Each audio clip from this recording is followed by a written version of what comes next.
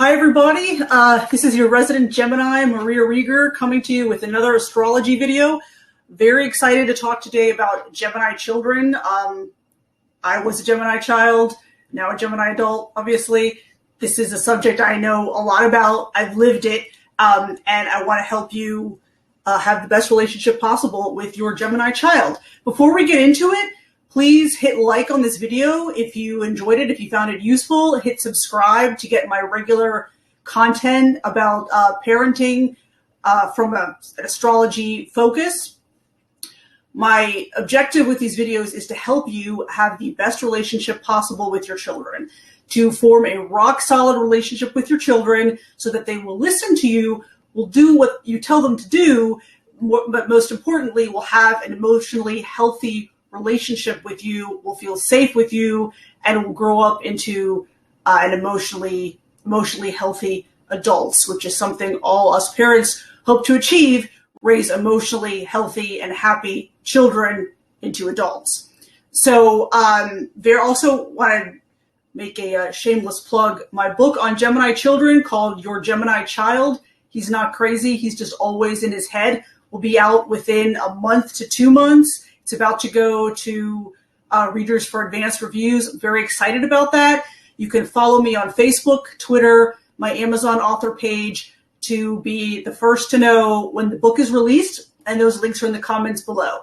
So enough about that. Let's talk about Gemini kids. So Gemini is an air sign. It is a masculine energy sign, and it is a mutable sign. We talked about before in other videos cardinal signs, fixed signs, and mutable signs. The cardinal signs, like Capricorn, are those signs that are intent on achievement, always moving forward, very goal-oriented. The fixed signs, like Scorpio and Leo, are signs that are concerned with maintaining things, maintaining the status quo, maintaining the stability of things so that they continue to be as they were before. It's harder for them to make transitions generally. The mutable signs, Gemini, Pisces, Sagittarius, are examples of mutable signs. Those are the signs that can go either way. They can exhibit kind of fixed energy. They can exhibit cardinal energy. As an aside, if you have a mutable sun sign and you have a cardinal moon or a fixed moon, that energy of the moon will tend to pull you in that direction. So if you have a mutable sun sign and like a fixed Scorpio moon, you will tend to generally exhibit more fixed energy. Of course, it also depends on the energy of the other personal planets in your chart. So Gemini is an air sign, which means it approaches the world from a place of logic and rationality, very similar to Aquarius. A lot of the things that we talked about in our video on Aquarius children will also hold true for Gemini. Air signs are masculine energy signs. That means that they are concerned more with the logic, the rationality, the doing energy. Feminine energy signs like Scorpio are more intuitive, emotionally intuitive. They kind of approach the world from a place more of emotion and intuition than logic and detachment. So that's what that means. So Gemini is a sign that gets a lot of bad press. I've heard a lot of negative things said about Geminis, including they're two-faced, they're hypocritical, they're indecisive, they don't know what they want, they're wishy-washy, they change their minds all the time. All of that is true, and none of it is true.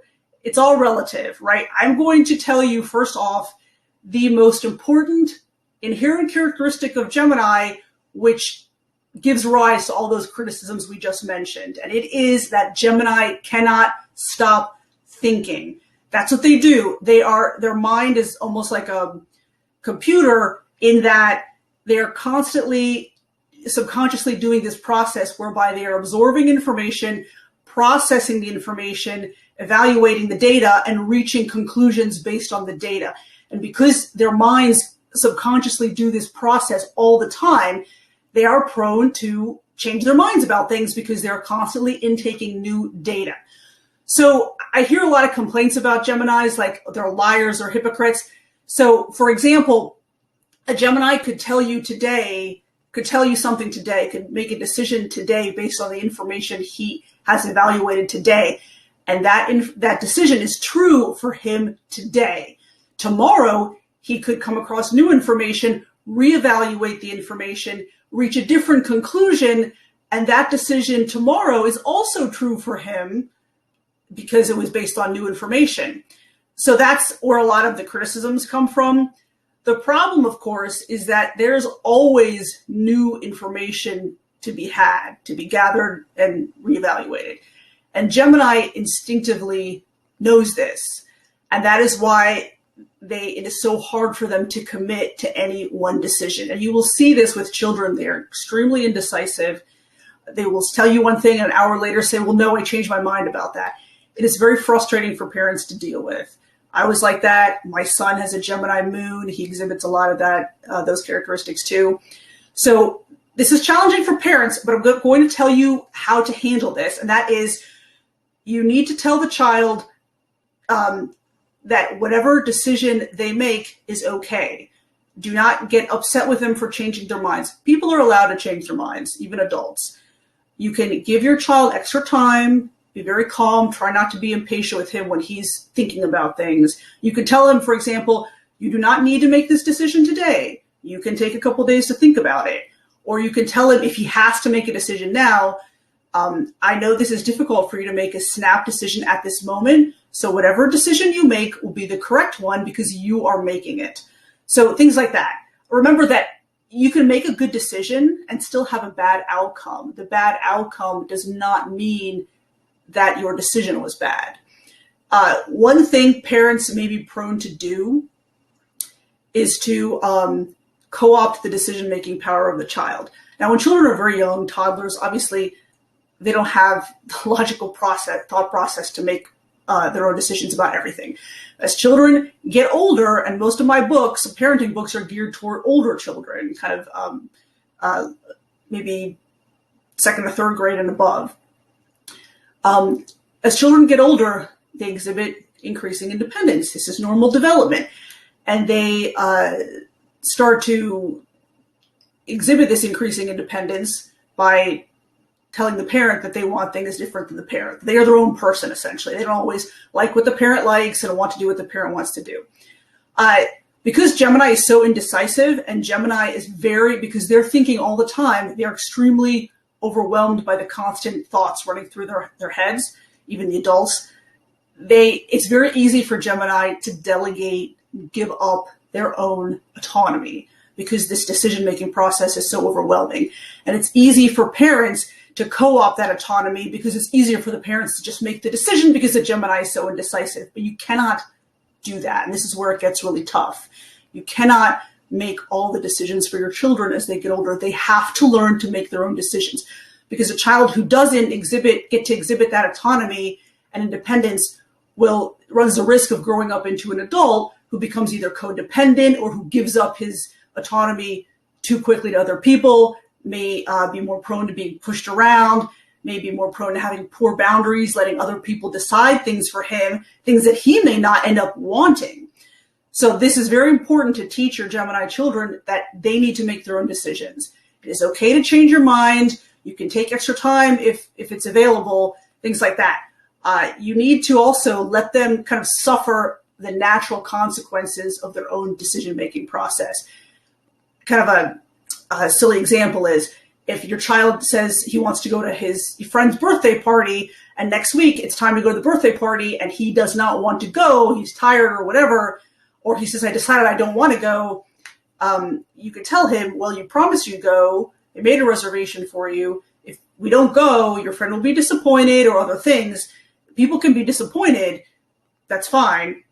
But you have to kind of let the Gemini go through that kind of process of the natural consequences of decisions. He agrees to things he doesn't want to agree to, and then it turns out he doesn't want to do what he promised he would do. Obviously, broken promises cause hurt feelings and other things. That brings me to another point. Geminis do not like confrontation. They love discussion. They love rational kind of argument and discussion and debate. That's kind of the word that sums it up nicely. They love debate, intellectual debate. They do not like aggressive confrontation. Like air, Gemini will tend to move around obstacles instead of confronting them head on, including emotions, but we'll get to that a little bit later in the video. So sometimes Geminis will tell people what they think the people want to hear to avoid confrontation. And then if the Gemini tells the person something and then the next week tells them something else, or says, I don't want to do what I agreed to do, or tells them something that was untrue, but it was what the other person wanted to hear, and that person learns about the untruth, that's where the Gemini reputation for hypocrisy comes from. But you have to understand that the Gemini is trying to give the person what they want to avoid that confrontation.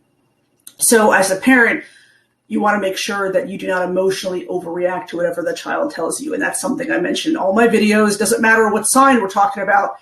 For the child to feel safe with the parents should not emotionally overreact to things the child tells them, even if those things are bad or something the parent does not want to hear. You want the child to be truthful with you always and feel safe talking to you about anything. Those are very important things to keep in mind.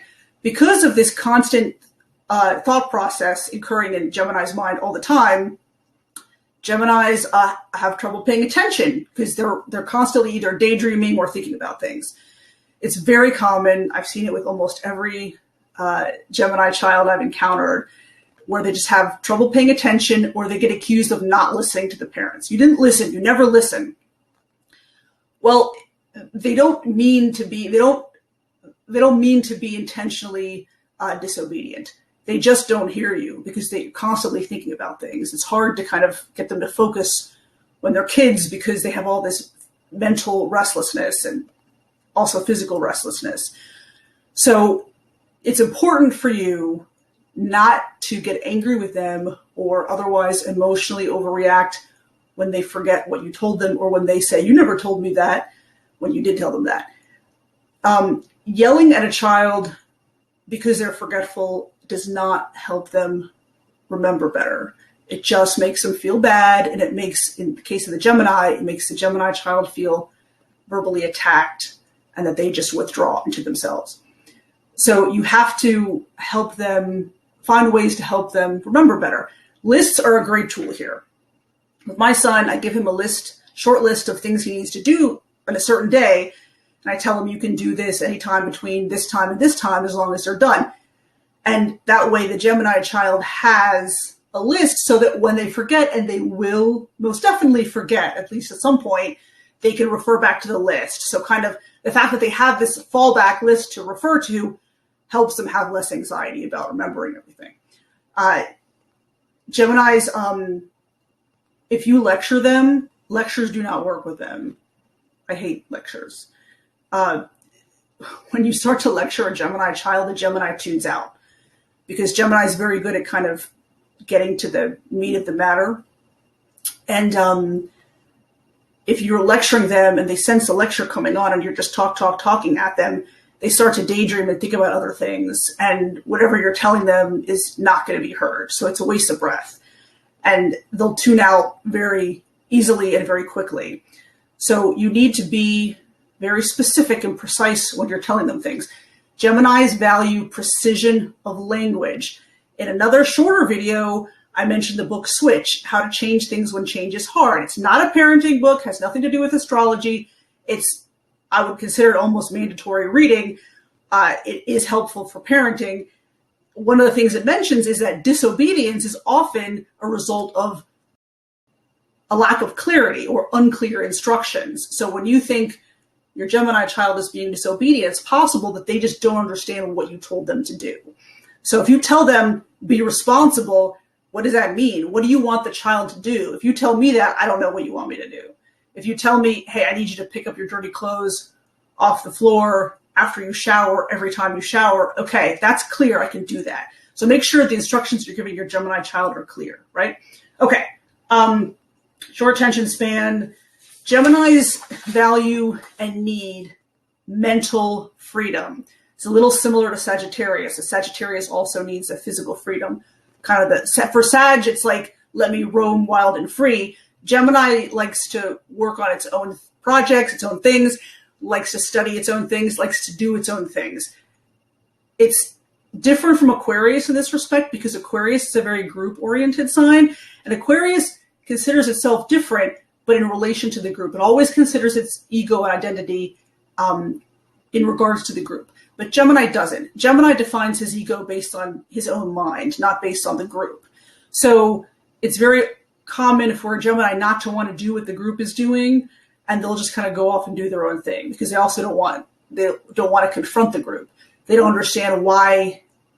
They don't feel compelled to do what the group is doing just so everybody can do the same thing.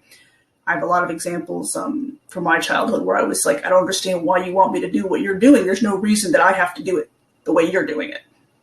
So Geminis need time to kind of do their own thing. So when you're parenting Gemini children, you want to carve out time so that they can pursue what they like to pursue. You don't have to necessarily schedule every minute of every day. In fact, it may happen that your Gemini child never tells you that he or she is bored because they have this built-in entertainment system, which is daydreaming. If they're bored, they'll just daydream. I took my son somewhere a couple of years ago. He must have been about 8 years old. And I told him, you just have to, sit here and listen while I'm doing this kind of, it was like a short presentation or seminar. It's like a half-hour thing. I said, just sit here and just, you have to be quiet. And he asked me, can I daydream? And I said, yeah, you can daydream. That's fine. You're not going to bother anybody. Geminis also, because they have so much mental restlessness, you need to, a lot of the time, you need to direct that energy somewhere. So a book, a magazine, give them something to do. An example from my life is when I was about 13 years old and I was very overwhelmed one day and I started to cry and I was just overwhelmed with all these things.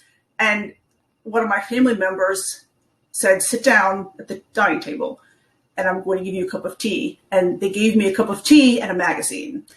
And I sipped my tea and just looked through the magazine and then I was fine. I was so overwhelmed with my thoughts that I had to direct them somewhere. So you have to find ways of helping your Gemini child focus. Mindfulness techniques are great when they're ready for them. Meditation, short meditations, walks in nature, things like that. And the last main thing I want to talk about is we've touched on it already. Geminis approach the world and everything from a place of logic and rationality. They're very detached. They kind of curiously consider emotions. They're very curious about why you feel a certain way. It's not uncommon for a Gemini child to see another child crying and say, why are you crying? Because they're curious about what caused the situation where you're crying.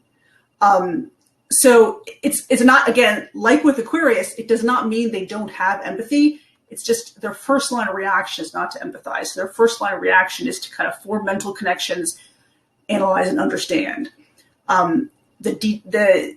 Their being detached is a very good characteristic to have because that means that they are capable of seeing outside of themselves, stepping into the shoes of another person. They're very good at that. Fire signs, we've talked about this before. I always rag about fire signs, you know this. Fire signs are very ego-oriented. It's hard for them to see things from the other person's point of view. But Gemini and Aquarius are very good at detaching and considering things curiously. That means that their first line of reaction is not always to empathize. So when kind of helping your child to develop empathy, you want to make sure that you encourage them to talk about feelings, that you don't overreact when they tell you, I'm sad or disappointed or in a bad mood, and kind of you encourage them to use their words in naming the emotion. Because once you talk about the emotion you have and name the emotion, articulate it, it kind of becomes less intense. So that's one way that you develop empathy and you show empathy for the child, right? You talk about your feelings, you encourage the child to use his words talking about his feelings and why he feels that way, and you empathize with the child. You may think, oh, you're upset because you can't play a video game you want to. Well, you play it tomorrow. I don't see what the big deal is. Well, for your child in that moment, it is a big deal. It's not a big deal in the grand scheme of things. But for your child in that moment, it may be a big deal to him. So that's how you want to develop empathy, help your Gemini child develop empathy. The big thing is to show empathy for him. And for Geminis, they talk a lot, especially Gemini moon people. They can't stop talking. Talking is like breathing to them. But it's harder for them to talk about things on a soul level. So you want to make sure that what they do talk about, they are ready and willing to talk about those important things and their emotions and how they feel and the kind of the core of their being, that you are open and available to them. Okay, you always want to make sure that you're open and available to them.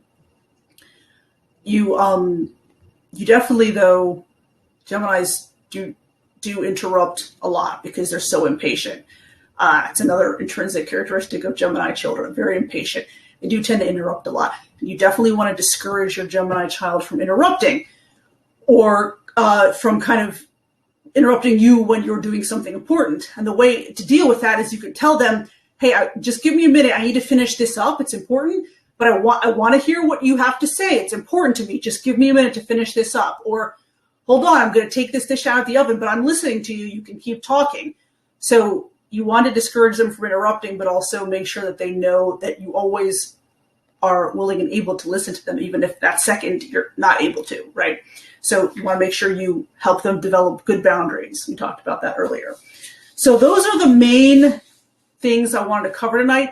I cover a lot more material in my book on Gemini children, everything from how to get your Gemini child to do chores to how to form this long-lasting relationship with your Gemini child so that you will always have a close relationship, even as they grow into adults.